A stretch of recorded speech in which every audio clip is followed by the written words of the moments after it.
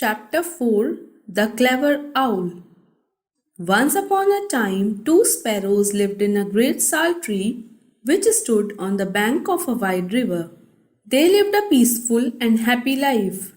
There were plenty of trees beside the river, but they liked the sal tree the most. Every year, the sparrows built a new nest in one of the many hollows of the same tree. Now, this part of the river was the favorite swimming spot of the Prince of Ramnagar. The prince loved to ride and hunt. After a hot, dusty ride on one of his fine horses, the prince liked nothing better than to have a quiet swim in the cool water. One day in the spring, the mother sparrow laid some eggs. The sparrows were delighted. In the afternoon, they sat happily on a branch and watched the prince splashing about in the river below. But when they returned to their nest, they found that their eggs had disappeared. They were much upset and they flapped about making a great noise. The father sparrow suddenly saw the tail of a long snake slithering into a hole at the base of a tree. He knew what had happened. The sparrows fluttered from branch to branch and made such a noise that it woke up their friend, the owl. He wanted to know what was going on. So they told him about the missing eggs and the snake. They also told him that this had upset him so much that they were now going to leave the old sal tree forever. The owl listened to their sad story and he nodded his head and rolled his eyes. "Don't worry, my friends," said the owl.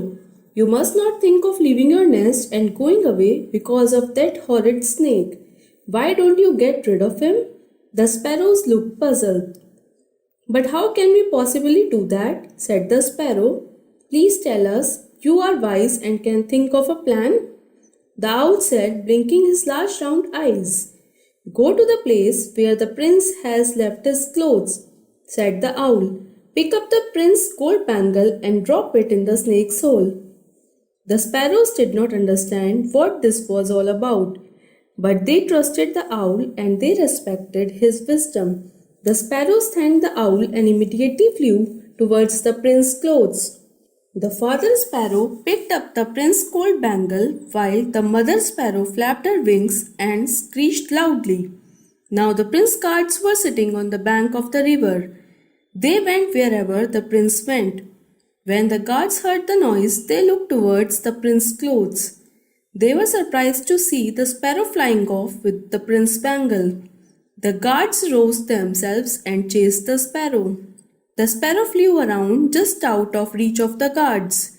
At last, it flew directly over the snake's hole and dropped the gold bangle. The bangle spun to the ground and fell into the snake's hole. The sparrow flew to the safety of the sal tree and perched on a high branch. The snake was startled by the arrival of the bangle and poked his head out of the hole to see what was going on. Just as it did so, the guards arrived. One of them drew his sword and killed the snake. That was the end of the snake.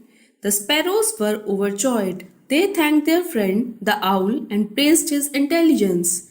The sparrows continued to live happily in the sal tree for many years.